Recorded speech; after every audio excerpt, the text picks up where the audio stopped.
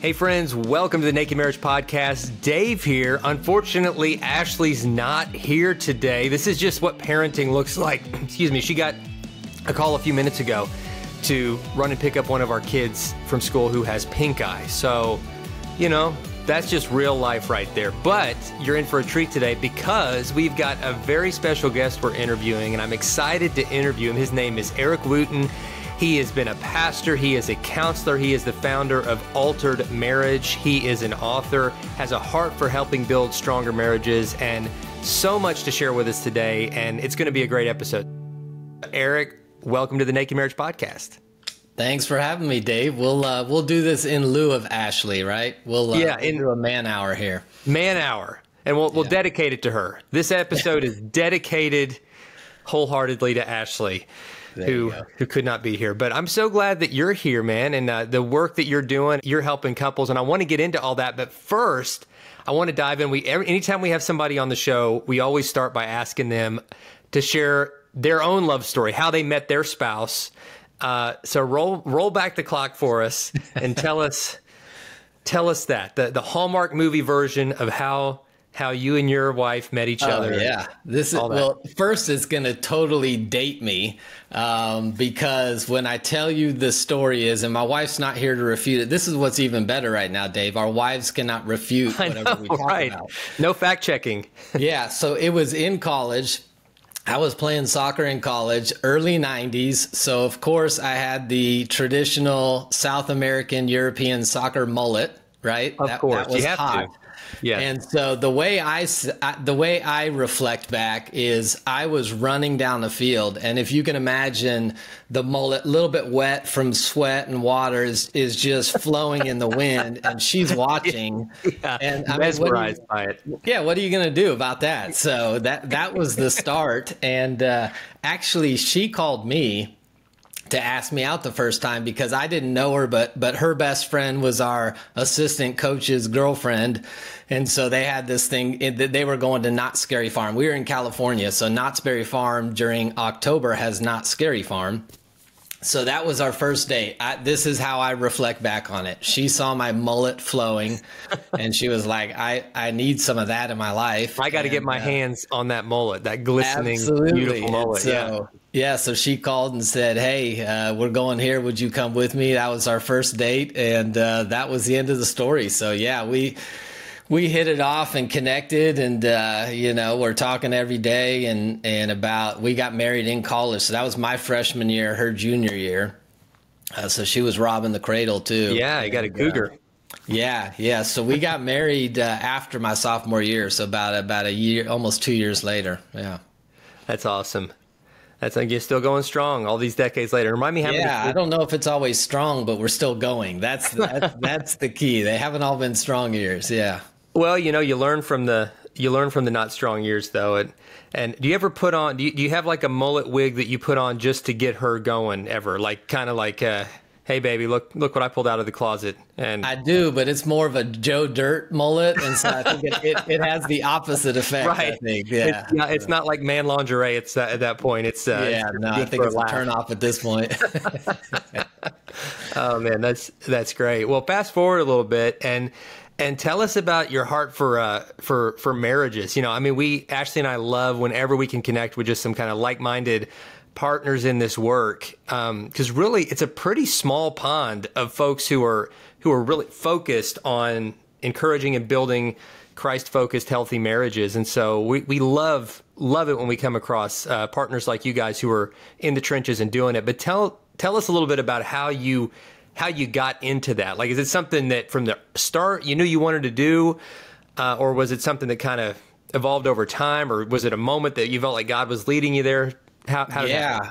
I think it was a little of all of that. I mean, I never really wasn't on the radar. We got married early. I was 20, she was 22, which, is ridiculous. I still ask my parents, what were you thinking? And, my mom says I was pretty adamant about it. And so she figured we could support you, or we could, damage relationship with you by fighting you. So that's her story. I don't remember. But yeah, so we, we started early, and I think Our first probably 10 years were tough, up and down. I think we got married and kind of felt like, man, everybody's smiling and patting us on the back. This is going to be phenomenal. I'm like, I don't think anybody really told me what this looks like. Like, we certainly, we did premarital at our college. We did a couple, mandatory sessions at the church we were getting married at. But, looking back now, I'm like, nobody really told us what we were getting into. Nobody asked any questions about, childhood woundedness or past relationships or our differences. And so I think because we struggled, it built a little bit of passion. And then just shy of 10 years into our marriage, my wife had an affair. And obviously that's one of those catalyst moments that kind of, you really decide in that moment, are you about covenant? Do you believe God can do the things he says he can do? And so for us, having community and people helping us through that, I think that birthed the real passion, just having those painful experiences, even before that. Sure. Struggling. And then seeing so many couples around us that I felt like were quitting that didn't need to be quitting. And so I think those things kind of burst. And so shortly after that, we transitioned into ministry and it's kind of been a journey since then. Wow. That's great. So you used that defining moment that would have broken a lot of folks. And you said, this is going to be the moment that we rebuild and we move forward and we add, a real, we're not just going to survive, but we're going to use this experience to help others. And I'm sure you've been able to, through the years, in a very unique way, offer counsel and insight to people who are walking through that exact same trauma, and being able to lean into it from experience. Like I know what that feels like. I know what that betrayal feels like. I know what that painful, awkward rebuilding trust feels like. And so, do you find yourself connecting with folks specifically that have been through that? Is that something that you kind of look for, or is that something that's happened organically? Yeah, I think more organically. I've not set out to be, hey, I'm the affair recovery guy. Come see us. But I'm sure you've experienced it too. Anytime we go through something in life, if we're open to it, it seems like out of the woodwork, everybody who's dealing with it pops in. We dealt with it in fertility. We have 3 children through adoption now, and so same experiences. You go through something and then all of a sudden everybody around you is doing the same thing. But yeah, it's been for me a moment, because there's the clinical side, right? I'm a counselor, so I know the things to say and to ask. But there's just something powerful about looking somebody in the eye and not giving them a clinical response, but just saying, I've been you. I know what that pain feels like. I know what the worry feels like. I know what the narrative running through your head day to day feels like. And so I think the combination of, having a skill set to help people and then also being able to say, I've been there, is a powerful combo for sure. Yeah. God doesn't waste any part of our testimony. I know Ashley and I've, we've been through, she had a real long bout with anxiety and depression, and, folks have really leaned into that part of her testimony and shared their own. I had a long struggle with pornography going back to my teenage years into early in our marriage, and, have interacted with somebody almost daily around that topic. And, it's just a reminder that no matter what we go through, that God can use it. He can bring good out of even a really bad situation. And I'm thankful for that. I'm thankful that he doesn't waste our pain. So absolutely, there's it's a little easier to push through when and once you've experienced it once, right? Now you look at pain differently, because man, if I can push through this pain, God's going to be able to use this as well. Yeah, that's good. Talk about, before we get into kind of the counseling work you're doing, I'd be really interested to know kind of don't have time to dive deep. I'm sure you could talk for hours on it, but just the relational dynamic with your wife as you were navigating infertility and then deciding to make the decision to adopt, and then what that journey of adoption was like. Because we hear from couples where any part of that process can be such a stressor on them. The infertility part can be such a stressor. The going through adoption and just kind of the ups and downs, whether it's, foster to adopt, international adoption, all those different options, each of them have their unique blessings and unique stressors. And whenever someone has walked that journey, I'm just always interested to kind of hear what they learned through it and how how they stayed focused their marriage through it, because it can be an isolating journey or something to push you closer together. So what did that look like for you guys? Yeah, I think for us, some of both of what you mentioned. You know, there was some unity at moments, and then I think the struggle is, you know, for most guys, we don't experience any of that stuff in the same way our wives do. Yeah. Right. Yeah. The parenting, the motherhood that's a different ball game for women than it is for guys. I'm kind of like, that didn't work. You know, let's try again kind of thing, you know, it's just another activity. So yeah, I mean, certainly the whole, we did in vitro, we did artificial insemination. So, you know, the ups and downs of disappointment in that. Right. And it's expensive too. Right. So it's not just the emotional disappointment, but just financial stress and all of it. Yeah. So I think the disappointment of that, you know, sex becoming so mechanical, like, hey, it's time and let's do it and let's prop you up for 30 minutes. And, you know, it takes the romance right out of that. And then I think what we learned in the whole adoption process clearly is we've got our own ideas, and God's going to kind of do what he wants to do anyway. So I remember we filled out with the first adoption, we filled out this acceptable child form, it was called.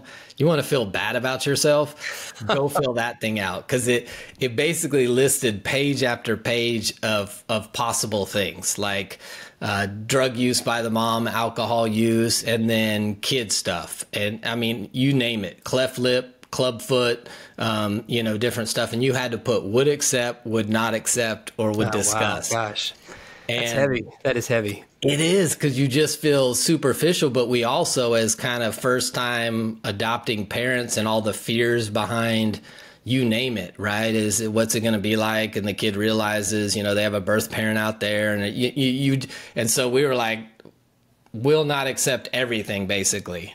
Except the superficial part of us. When it came to like race, we were like, we'll take half, you know, Hispanic or something, because that'll be a beautiful kid.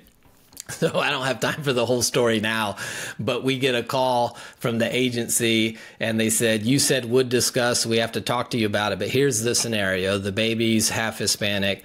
The birth father is a Norwegian, like electrical engineering student at UNLV, and the birth mom, it says Spanish and beautiful on the thing. And we're like, yeah, yes, we're in. Go ahead and send us off. And they kept our profile for like 3 weeks because they couldn't decide between us and another couple. And they finally decided on the other couple. Oh, wow. And so the letdown of that was a Friday. Tuesday of the next week, we get a call and they say, hey, we've still got your profile here. It was at their location in Nevada. We have your profile here. You said yes to half Hispanic, and we just had a Mexican birth mom drop in, went to the hospital, said she had a plan with us, left the baby, and so we've got a baby for you. And so it was one of those, you know, God was like, well, I'll let you think you're getting what you think you're getting, and I'm gonna give you what I have for you. Yeah, anyway. He's got something specific for you. So that was your first. Your first that was our first one. So we could spend a whole series on this, but it's also been tough because our kids have had different. Our oldest was diagnosed with autism, high functioning autism. Our middle one was diagnosed with oppositional defiant disorder. So, you know, I know every middle school, high school principal in the area by name. And they're 24, 22, and 19 now. We've had them all since babies, but that's been tough too, right? You talk about the whole nurture versus nature debate, and we've had some definite challenges parenting as well. Wow. Well, you guys have had and still are having quite a unique, fascinating journey, and you know, but I love how you're helping people on the way. Like, you're so clearly, when you look at your life's work, and it's so focused on helping other couples. And so, tell us what your work's looking like right now. I mean, as you know, with Altered Marriage, with your writing, with your counseling, what are you learning? What are you most passionate about when it comes to helping marriages? Yeah, I think most passionate would be just trying to connect couples with, for me, just practical, simple tools and things we can do in our marriage. I think, you know, one of my frustrations over the years was a bunch of great books on marriage, right? There's tons of them. I've read most of them. A lot of them feel conceptual to me and sometimes hard to apply.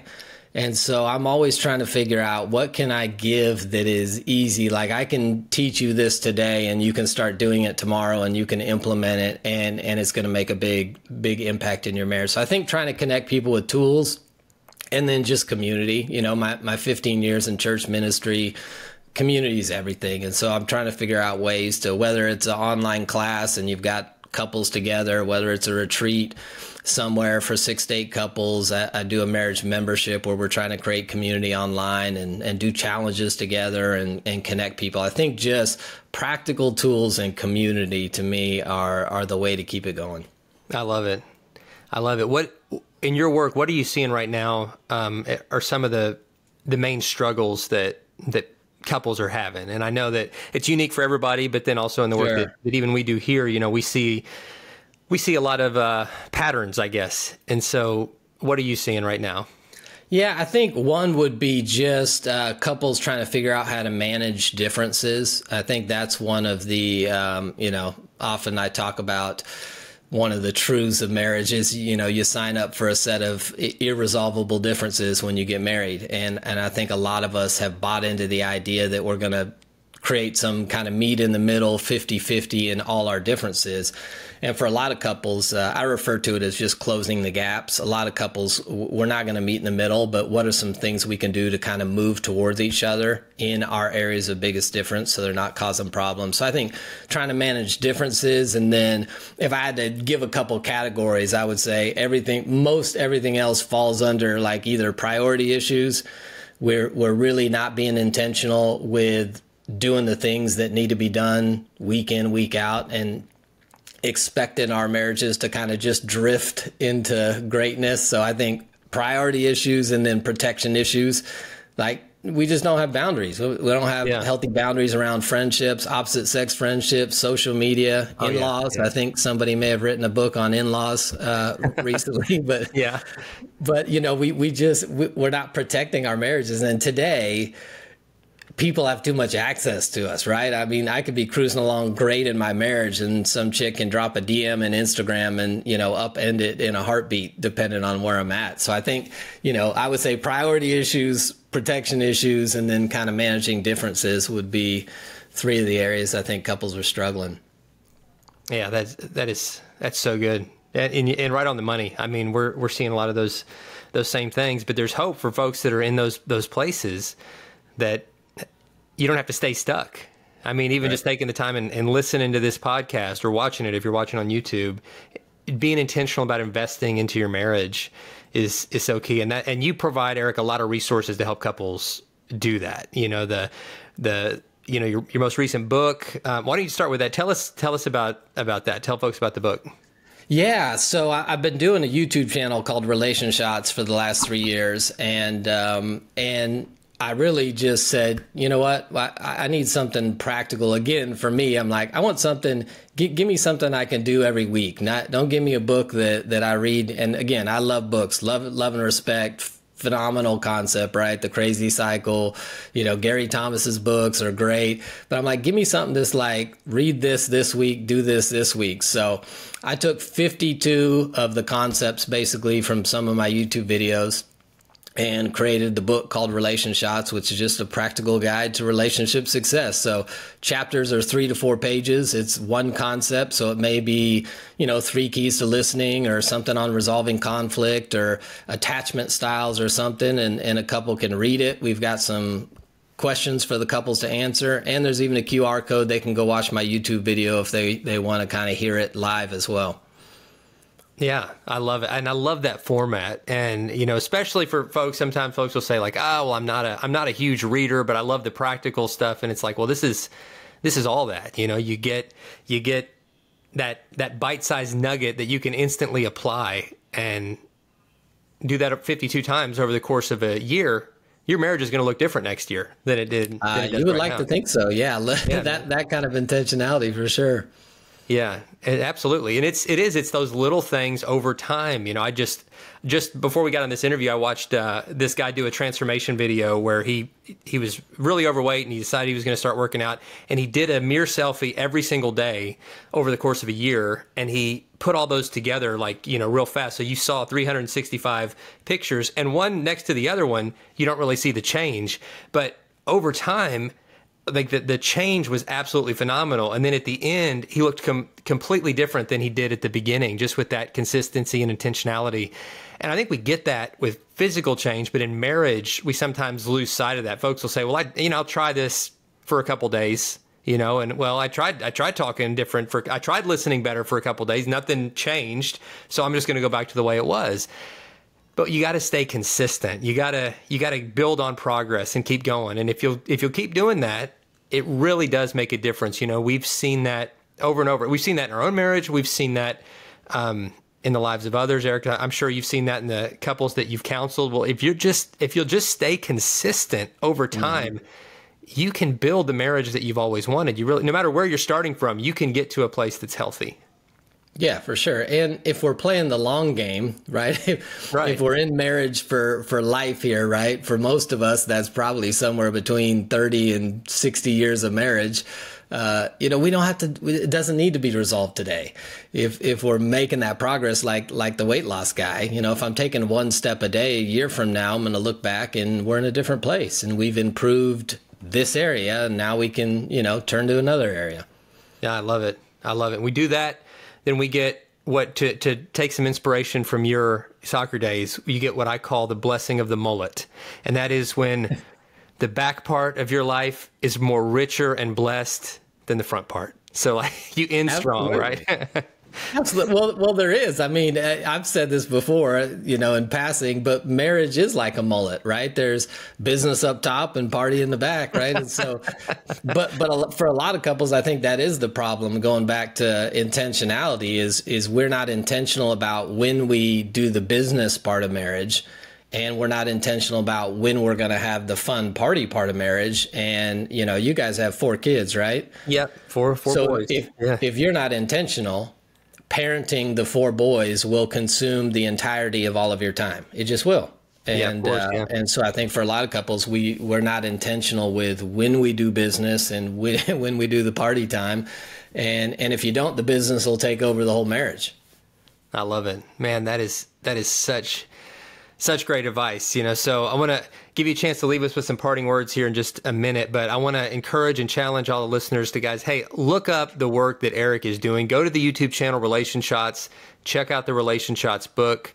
If you're in the Dallas-Fort Worth area, I encourage you to look him up for counseling, and you might be even offering that, I'm not even sure, like remotely through Zoom. Yeah, I do everything Zoom. COVID. So you can be anywhere. You know, yeah, absolutely. Yeah, it doesn't matter where you live.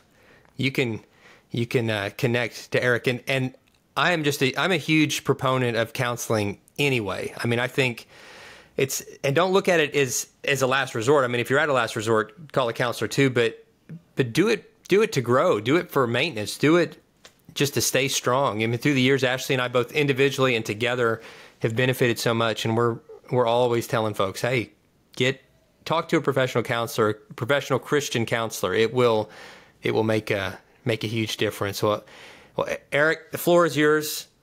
So we prepare to land the plane here. Tell us anything you want to tell us with some final challenges, thoughts, and also anything else about how folks can get in contact with you. Yeah, I would say for couples, if, wherever they are, I think and I just talked to a couple yesterday, same thing. They've been to one of my retreats, last year, and I asked them, hey, have you done what we talked about on the last session of the retreat? And the answer was no. And basically what we did was try to help couples come up with a relationship rhythm. I think if we're not intentional, life is going to take over the marriage. And again, the fun part of the marriage it kind of looks like like a high school dance, or middle school dance where all the boys are standing against the wall with their arms crossed, don't know what to do. It's like That's the fun part of marriage. It's not going to insert itself in, but the business will, right? If you don't pay the mortgage, you're out. If you don't get the kids to school and the doctor's appointments. And so I think for couples, if they don't have one, establishing a relationship rhythm, you know, when do we have the moments? I'll encourage a lot of couples that literally have no intentionality. Starting point, I'm like, do a once a week staff meeting, do a once a week date night, and do a couple what I call quick connections, which are just 10 to 15 minutes. Phones are down, kids are in bed. You're just connecting for the purpose of connecting, because too many times we have no connecting moments, right? All our conversations are logistical, they're problem solving, they're conflict resolving, and that's not fun. Nobody signed up for that. You know, I signed up because my wife loved my mullet and we had fun together. I didn't sign up for marriage so we could argue about parenting and finances and that kind of stuff. So I think for couples to establish some kind of relationship rhythm, where it's like, this is when we're talking about this, and this is when we're sitting down just to connect, and we're not going to let the kids and the triggering issues come in, because these are our moments to connect. I think just having a rhythm would serve a lot of couples well.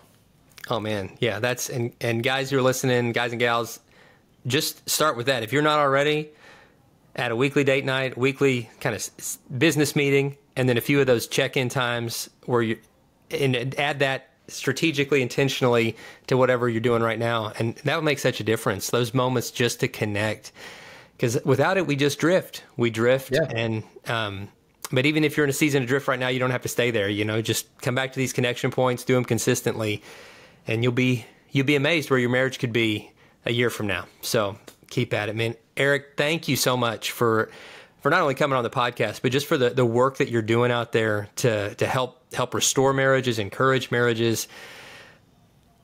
You're a hero, and we appreciate it. We are so thankful that we got to connect today.